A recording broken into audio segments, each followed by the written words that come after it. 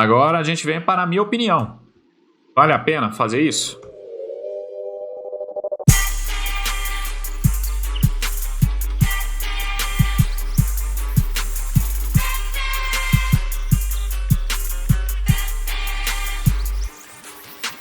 Primeiro ponto aqui. Daqui a pouco eu vou falar sobre a minha opinião propriamente dita. Primeiramente eu vou entrar sobre uns custos mais aí, tá? Primeira coisa, custos, tá? Tributários mais de operação, tá bom? Opa, perdão, gente, eu não estou compartilhando a tela, né? Foi mal, vamos lá. Vale a pena fazer isso? Primeira coisa, custos tributários e de operação. A depender, o seu estado tem isenção. A depender, seu estado não tem, tá bom?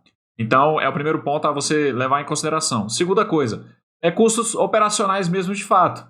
Vamos supor que você quer fazer para o seu bebê recém-nascido. Se for para o seu filho, o jovem aprendiz, e aí ele se virar, ele vai fazer sozinho, cara, aí já é problema dele, né? O tempo que ele vai gastar com aquilo, os custos que aí ele vai ter que considerar lá dentro do planejamento dele e tal. Agora, se você está fazendo isso para o seu bebê, então é um tempo a mais, de organização a mais, né? Custos operacionais de uma forma geral, não só financeiros, mas da otimização do seu tempo também, tá bom? Então, tem esse lado aí, tá? Segundo ponto, aí aqui já vai entrar a minha opinião.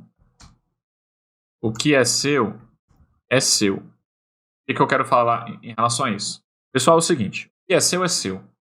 E aí já vem um pouco da relação entra um pouco aí em como que você quer criar seu filho, tá? A gente não vai entrar muito nesse mérito não, mas eu vou expor minha opinião aqui em relação a isso, tá? Por que o pessoal pensa muito em realizar investimento no nome do filho? Porque eles já querem que lá na frente o filho já tenha um patrimônio no nome dele, né? Uma espécie já de uma segurança para ele. Claro que a gente quer trazer segurança para os nossos filhos, né? Isso é indubitável, né? Isso aí não se questiona. Mas como que a gente vai trazer essa segurança? Né? Então essa que é a questão. Então vamos lá. Eu acho o seguinte, eu acho que o dinheiro que você ganha hoje, você pai, tá? Aqui eu estou me referindo aos pais. O dinheiro que você ganha hoje, e claro, se estamos falando de filho, eu vou estar considerando pais casados, ou assim, pode ser divorciado então, mas vocês vão entender, tá, pessoal? O dinheiro que você ganha hoje, ele é seu e da sua esposa, tá? Ele é seu e da sua esposa. Ele não é do seu filho, tá? Essa é a minha opinião. Ele é seu. Porque senão, você já, sei lá, você recebe 10 mil reais, então metade é da sua esposa, 5, e a outra metade é do seu filho, então 2,5, né? Aí 2,5 seria do seu filho, sei lá, se acontece. Então você já teria que ir juntando 2,5 todo mês, tá? Então eu acho que isso não faz nenhum sentido, porque o dinheiro é seu e nesse momento você é a melhor pessoa para dar direcionamento àquele dinheiro, tá? Para você trazer segurança para sua família. Claro que você vai trazer toda a segurança, todo o conforto que você puder, né? A gente sempre quer o melhor ali para os nossos filhos, para a nossa família. Só que eu não acho que um formato de você fazer isso é você começar a criar um patrimônio no nome do seu filho, tá? Por quê? Porque por mais que você o eduque, né, já demonstra educação financeira, de que você tem que poupar, disciplina financeira em si, você não sabe o que vai acontecer quando você disser que ele tem aquele patrimônio. Ele completou 18 anos, né? Aí o que? Você vai liberar aquele patrimônio para ele vai começar a poder administrar esse dinheiro, a gastar esse dinheiro. O que ele vai fazer? Será que ele vai gastar de forma inteligente, pensando em utilizar para uma faculdade, um curso técnico, de repente abrir um negócio? Ou ele vai simplesmente pegar e comprar um carro, sair viajando pelo mundo aí? Então, tem muito esse lado. Então, eu acho que é temerário você já ir juntando patrimônio no nome do seu filho para depois você jogar na mão dele. Você não vai saber como é que ele vai administrar, tá? Então, eu acho que é muito mais proveitoso, muito mais inteligente, tá? Não vou dizer certo e errado, porque eu acho que não é bem isso, certo e errado. Eu acho que é mais proveitoso você construir patrimônio no seu nome mesmo, né? E ele vai estar ali, o seu patrimônio você constrói para dar segurança para sua família. Você construir ali do seu nome mesmo, e na medida do possível lá na frente, você vai dando suporte para o seu filho, tá? Porque dependendo, você dando dinheiro para ele, assim, dando esse patrimônio para ele, ele pode desenvolver a questão de que ele não precisa trabalhar, né? De que as coisas são muito fáceis, e ele não vai ter conquistado. Aquele patrimônio não foi um patrimônio que ele conquistou. Quem conquistou foi você, né? E aí, será que ele vai enxergar isso o patrimônio, né, a riqueza se constrói com trabalho, ou ele simplesmente vai ficar mamando ali naquele patrimônio que você vai estar transferindo para ele, né? Então, eu não acho que seja muito proveitoso por esse lado.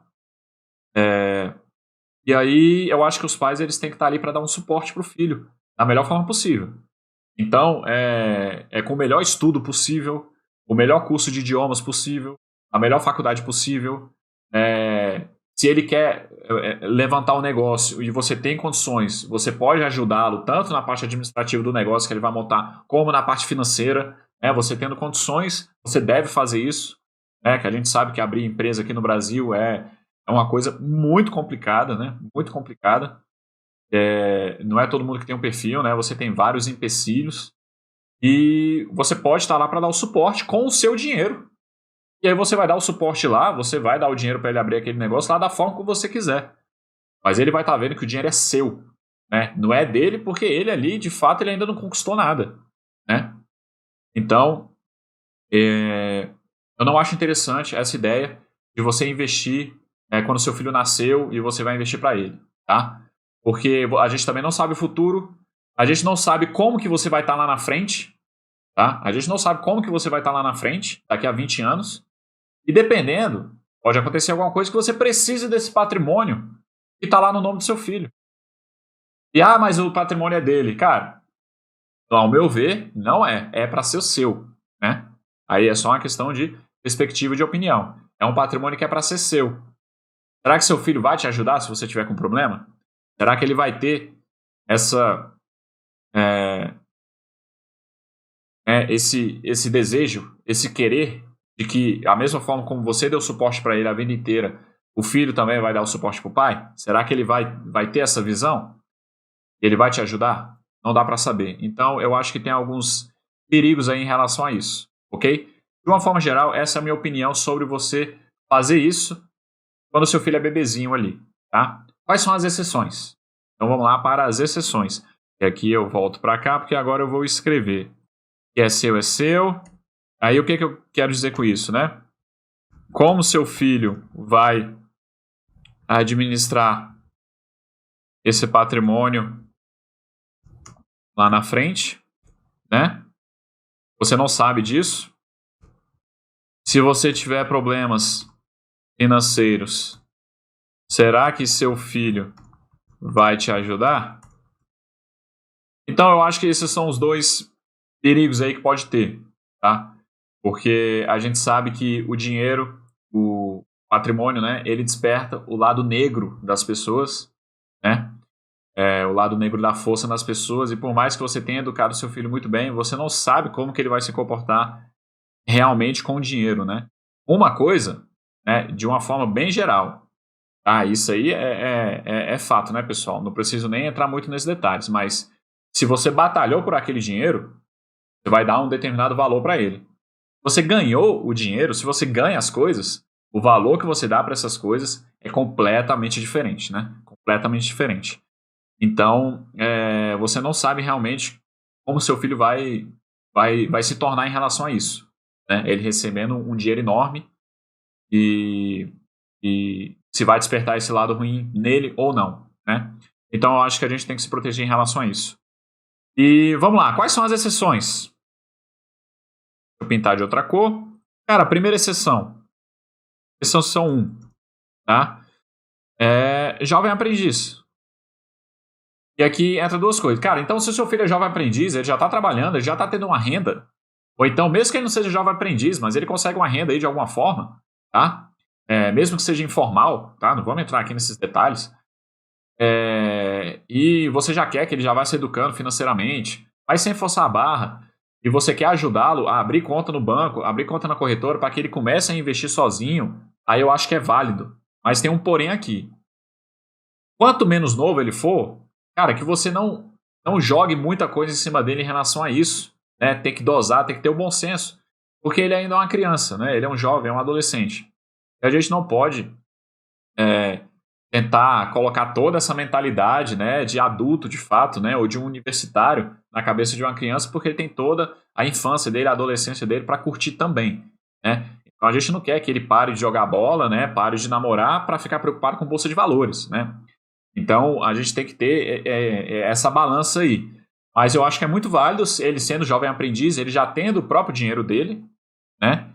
Mesmo que você tenha um negócio, né? Você tem uma loja, um negócio, uma empresa, que seu filho te ajuda ali no fim de semana, quando ele não está estudando, e você dá uma renda ali para ele como se fosse um pequeno salário, uma ajuda de custo. Então, eu acho que nesse formato aí é interessante, tá?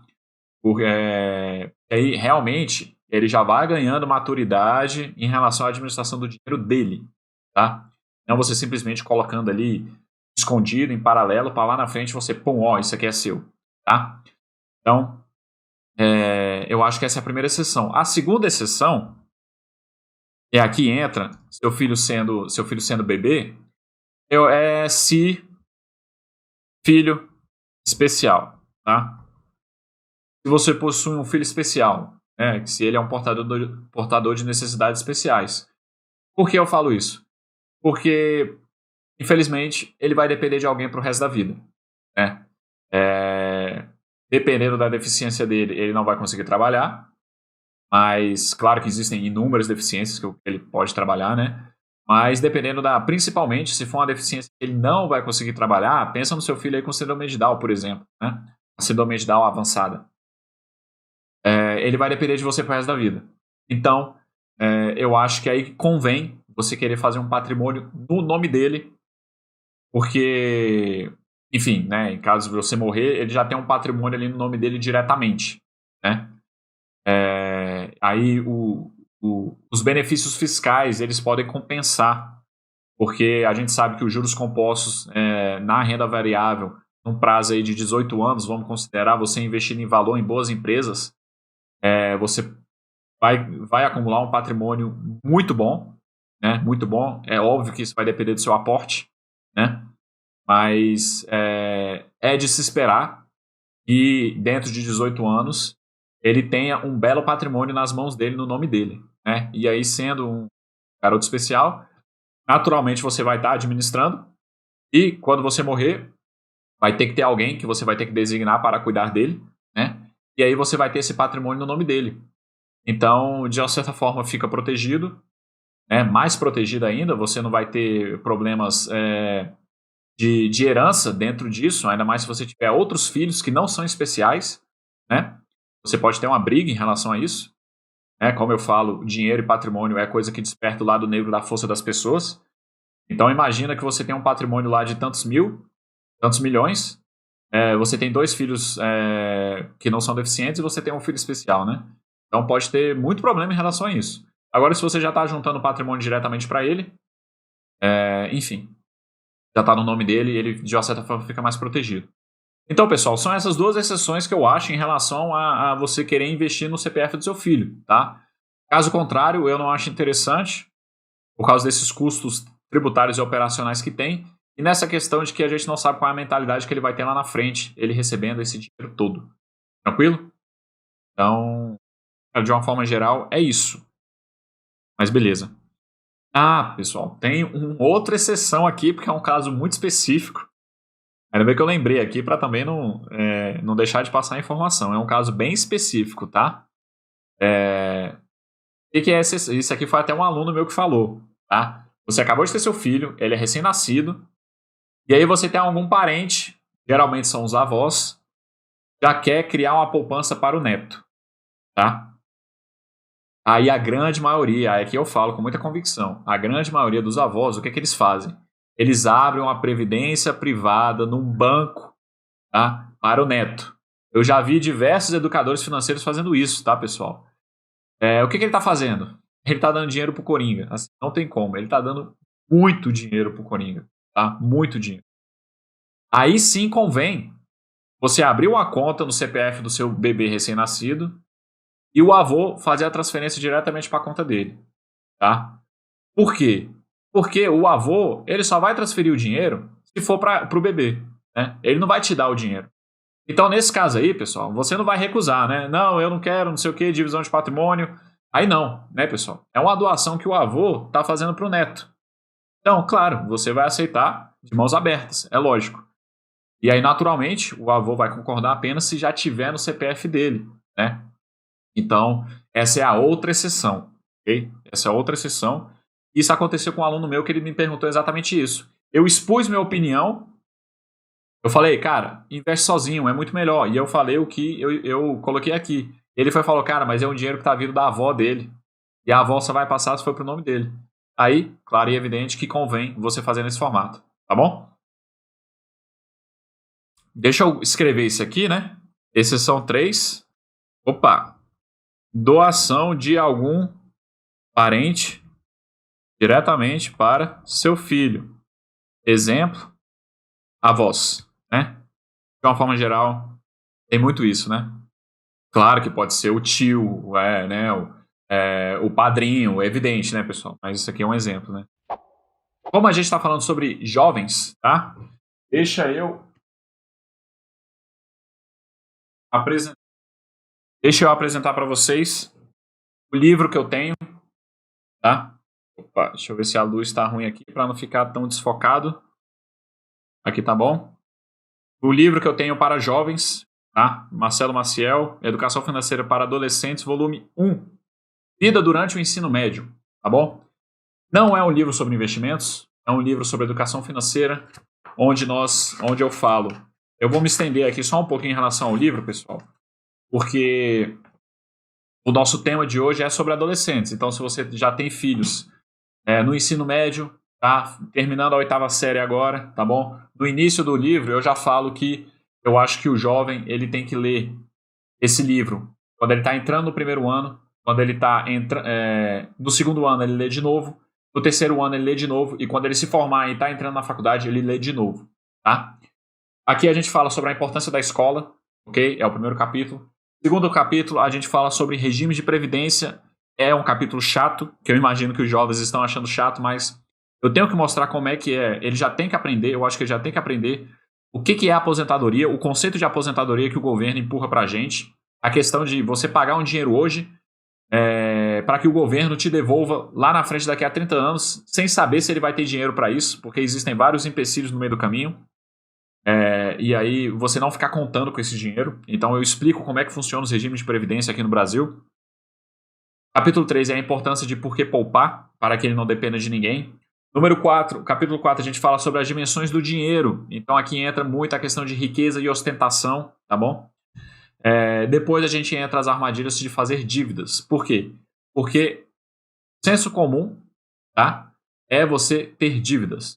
É você fazer o financiamento da sua casa própria, é você fazer um consórcio da sua casa própria, você comprar o carro financiado, você fazer um consórcio de carro. Então, isso é o senso comum. Por quê? Porque o Coringa te empurra isso. Desde o seu berço você aprendeu isso, né? Infelizmente, lá atrás, seus pais não foram introduzidos com a educação financeira adequada para construir riqueza. É claro que algumas pessoas sim, mas de uma forma geral não. Então, por isso que a grande maioria dos brasileiros possuem dívidas hoje, né? Porque não tem educação financeira no berço. O sistema não está preocupado com isso, né? Eles querem que você fique sustentando bancos. Então, e aí depois a gente fala sobre o que é independência financeira. Aqui eu não falo sobre tranquilidade financeira, eu falo sobre independência financeira, para que no livro, volume 2, que deve sair próximo ano, a gente entre na tranquilidade financeira, que é um conceito um pouco mais amplo, ok? E por último, tem umas noções básicas sobre investimentos, só mais ou menos o conceito entre renda fixa e renda variável, só para ser um aperitivo, para que no outro livro, quando ele já estiver na universidade, que vai ser o volume 2, ele já começa a saber o que é investimento de fato. Tá bom, pessoal? Então, quem tiver interesse no livro físico, tá? Entre em contato comigo, pode ser no direct do Instagram, me manda e-mail, e aí a gente providencia o envio, mas se não, você pode estar adquirindo o livro, o e-book, pela Amazon, ou então, se você for assinante da Baster.com, o livro é disponível para os assinantes da Baster.com. Graças. Tranquilo? O e-book.